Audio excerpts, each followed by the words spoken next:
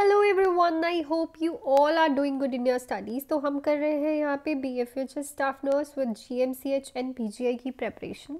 So I hope कि आप सबकी प्रेपरेशन अच्छी चल रही हो। और कल ही नॉर्सेट, अगर आप में से किसी ने नॉर्सेट का एग्ज़ाम्स दिया है तो कल ही मेंस का जो रिज़ल्ट है वो डिक्लेयर हुआ है। सो आई होप कि जिस बच्चे ने क्लियर किया हो उसको बहुत बहुत कंग्रेचुलेशंस। और जिस बच्चे का रह गया है कुछ नंबरों से, सो प्लीज़ डरने की कोई ज़रूरत नहीं है, दोबारा से मेहनत करिए और दोबारा से पेपर दीजिए, ज़रूर क्लियर होगा, मेहनत को फल ज़रूर लगता है। सो जो भी बच्चे ये जो 5 को पेपर है उसकी प्रेपरेशन कर रहे हैं, बहुत ही कम दिन बचे हैं अब आपके लिए।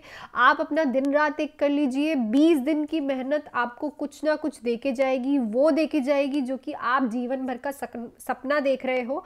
आपका जो BFHS स्टाफ नर्स में बैठना, एक पोजीशन पे बैठना, काम करना और एक अच्छी खासी सैलरी पे जॉब करना। So this is your hard work कि आप इन दिनों में कितना हार्ड वर्क जो है वो कर रहे हो। 21 डेज रह गए हैं। सो जो बच्चा प्रेपरेशन करना चाहता है इस बैच में, सो वो ज्वाइन कर सकता है इस बैच को, MCQ plus important topic batch. So ये ज्वाइन करने के लिए आपको कॉल डिटेल्स डिस्क्रिप्शन बॉक्स में मिल जाएंगी। एंड साथ ही साथ आपको अगर बैच ज्वाइन करना है तो फटाफट से कर लीजिए, बिकॉज अब डेज भी कुछ नहीं रह गए हैं कि आप बैठो सोचो कि करूँ ना करूँ। सो दिन तो कुछ भी नहीं रह गए हैं। सो अपनी सीट लेने के लिए, सिलेक्शन लेने के लिए आपको अगर दिन रात एक करना है तो ही बैच ज्वाइन करिएगा। अगर आपको आराम से बैठ के सिर्फ वीडियोस देखनी है, रिकॉर्डिंग्स देखनी है, फिर इस बैच में इन्वेस्ट करने का कोई फ़ायदा नहीं है। आप तभी इन्वेस्ट करिएगा अगर आपको मेहनत करनी है और मुझे सिलेक्शन निकाल के आप लोग दोगे। साथ ही साथ जो बच्चे इस टाइम पेपर नहीं दे रहे हैं, जो बच्चे अपना बेसिक अपना ज़ीरो से स्टार्ट करना चाहते हैं, ज़ीरो से थ्योरी स्टार्ट करना चाहते हैं, सो जो मेरा थ्योरी बैच है वो 15 अक्टूबर से स्टार्ट हो रहा है, जिसकी वैलिडिटी है 4 मंथ्स तक। ये बैच जो है फुल थ्योरी, जिसमें आपको MCQs एंड इम्पॉर्टेंट टॉपिक साथ की साथ करवाए जाएंगे, सिर्फ 2599 में। इतना अफोर्डेबल बैच है जिसमें आपका ज़ीरो से स्टार्ट करूंगी मैं, A से स्टार्ट करूंगी, पूरी की पूरी थ्योरी, सारे के सारे सब्जेक्ट्स कवर करूंगी। सो इस बैच में आप फटाफट से ज्वाइनिंग ले सकते हैं। प्री रजिस्ट्रेशन जो है वो रेडी है। ये बैच जो है आपको बहुत नॉलेज देने वाला है। अगर आप मेरे से थ्योरी जो है अच्छे से करना चाहते हो, ज़ीरो से बेसिक करना चाहते हो, सो ये बैच में 4 मंथ्स की इन्वेस्टमेंट आप कर सकते हो। I am giving you surety कि आप पक्का कुछ ना कुछ अच्छा सीख के जाओगे और अपनी जो थ्योरी है कभी भी मार नहीं खाओगे। सो बेसिक एंड ज़ीरो से थ्योरी करने वाले बच्चे आज ही रजिस्ट्रेशन करवा लें, इस नंबर पे कॉल या फिर मैसेज करके। इस इतने पैसे इन्वेस्ट करके अगर आपको वो 40-50 हज़ार वाली जॉब मिल रही है तो क्या कमी है, क्योंकि नवंबर में आ रही हैं आपकी वैकेंसीज और अभी जो है फेब में आपके पेपर्स देखे जा सकते हैं। सो अपना थ्योरी जो है पूरा क्लियर करने के लिए, साथ ही में MCQ, साथ ही में इंपॉर्टेंट टॉपिक, इस नंबर पे कॉल करके इस प्राइस में आपको इतना अच्छा बैच जिसमें आपको लाइव क्लासेस, MCQ सब अगर मेरा पढ़ाने का तरीका आप लोगों को पसंद है और जो मेरे से बच्चे पढ़ रहे हैं उनसे रिव्यू लेके, तो आप इस बैच को ज्वाइन कर सकते हैं। 15 अक्टूबर से आपके बेसिक्स एंड ज़ीरो से स्टार्ट करने के लिए मैं शुरू हो जाऊंगी लाइव क्लासेस लेना।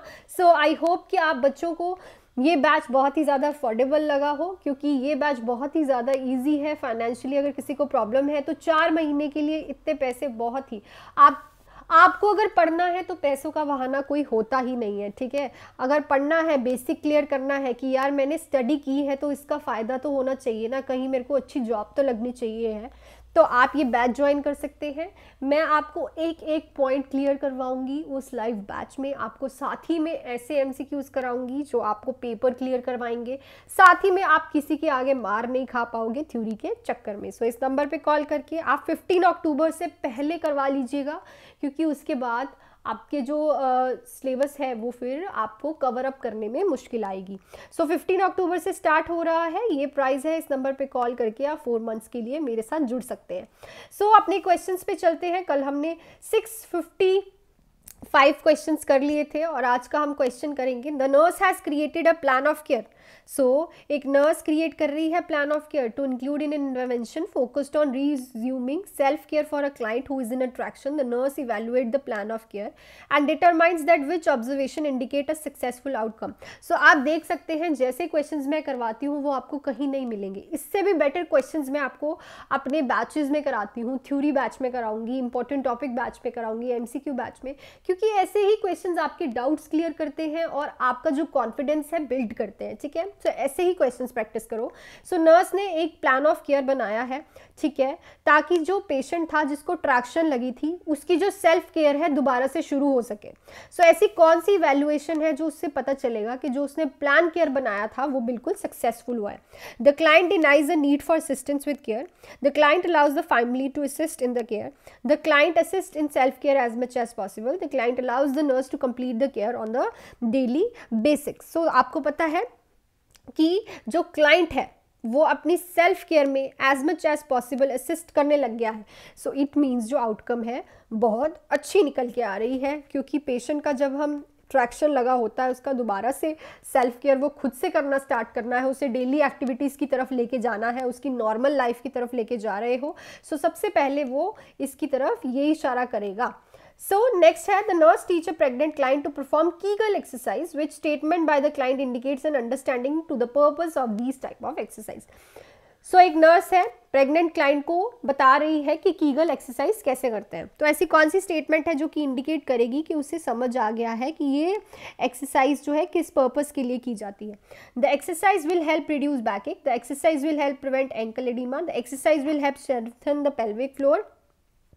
The exercise will help prevent urinary tract infection. So obviously जो ये एक्सरसाइज होती हैं कीगल एक्सरसाइजेस, आप देख सकते हो अपने यूट्यूब पे भी, यहाँ पे भी, गूगल पे भी सर्च मार के, ये आपके पेल्विक फ्लोर को स्ट्रेंथन करती है। और वैसे भी फीमेल्स को ये करनी चाहिए, चाहे उसको कोई प्रॉब्लम है चाहे नहीं है, बिकॉज ये चाइल्ड बियरिंग में बहुत ज़्यादा हेल्प करती हैं exercises. Next, the nurse teach the client diagnosed with acute gouty arthritis about the prescription of indomethacin therapy. The nurse determines that there is a need for further teaching when the client makes this statement. So एक nurse है teach कर रही है client को, उसको gouty arthritis हुआ है और उसको indomethacin therapy prescribe की गई है। तो nurse जो है को कैसे पता चलेगा कि अभी इस client को और ज़्यादा teaching की ज़रूरत है। जब वो ये बोलेगा I will be rest, I am having pain, I need to call the office if I notice a rash, I can take a pill whenever I need to for pain, I will watch for indication that my feet and fingers are swollen. So obviously कभी भी इस पिल को आप pen के लिए नहीं लेते हो, बिकॉज ये आपकी पेन को और विग्रस कर सकती है। कोई स्पेसिफिक टाइमिंग होता है इसका, उस हिसाब से ही इंडोमेथाजोन जो है थेरेपी ली जाती है। ऐसे ही आप कभी भी उठा के इंडोमेथाजोन नहीं ले सकते। Next है which action should the nurse implement to prevent ventilator associated pneumonia in the client who is intubated is on mechanical ventilation। बहुत इंपॉर्टेंट क्वेश्चन, बहुत कम देखने को मिलेगा आपको ये यूट्यूब पे। सो कहते हैं कि कौन सा एक्शन है नर्स का जो कि हेल्प कर सकता है और प्रिवेंट कर सकता है पेशेंट को। वैप होता है कि कोई पेशेंट वेंटिलेटर पे है तो उससे उसको निमोनिया हो सकता है, वेंटिलेटर एसोसिएटेड निमोनिया, ठीक है। The client who is intubated and mechanical ventilation पे, तो कैसे इंप्लीमेंट करोगे, क्या चीज़ इंप्लीमेंट करोगे इसको प्रिवेंट करने के लिए। Practice meticulous hand hygiene. Maintain the head of the bed elevation at 10 degree.